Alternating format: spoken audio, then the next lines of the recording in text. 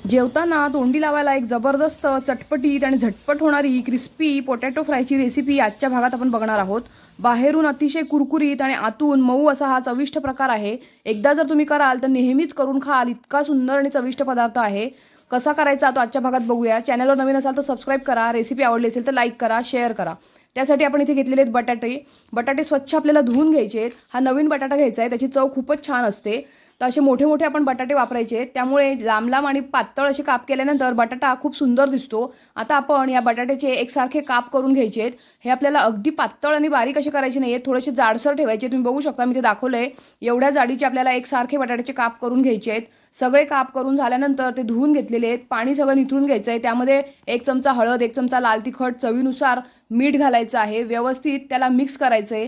त्यामध्ये आपण घालणार आहोत लिंबू। इथे एका लिंबाचा मी वापर केलेला आहे। लिंबामुळे एक आंबटसर आणि छान अशी चव त्याला येते। सगळा लिंबू व्यवस्थित चोळून घ्यायचा आहे, त्यामुळे बटाटे अजिबात काळे पडत नाहीत।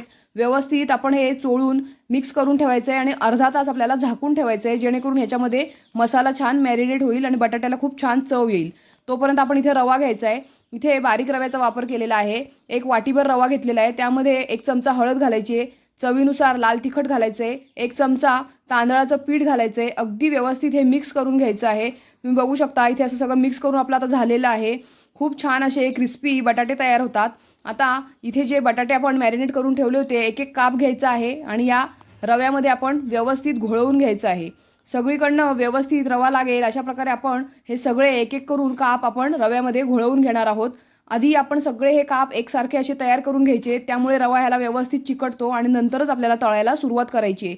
आता मी इथे असे सगळे एकसारखे काप रव्यामध्ये मिक्स करून व्यवस्थित कोटिंग करून घेतले। तुम्ही बघू शकता छान आपलं कोटिंग होतंय।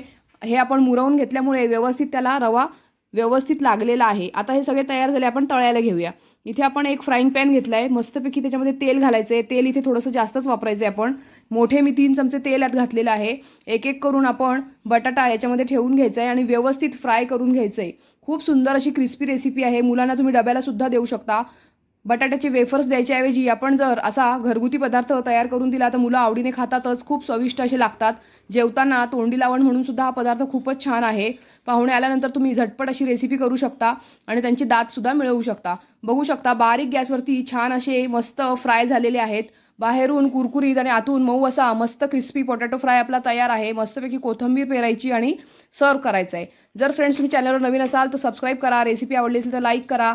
अशा छान छान व्हिडिओसाठी माझ्या चॅनलला फॉलो करा। मित्रमैत्रिणींबरोबर शेअर जरूर करा।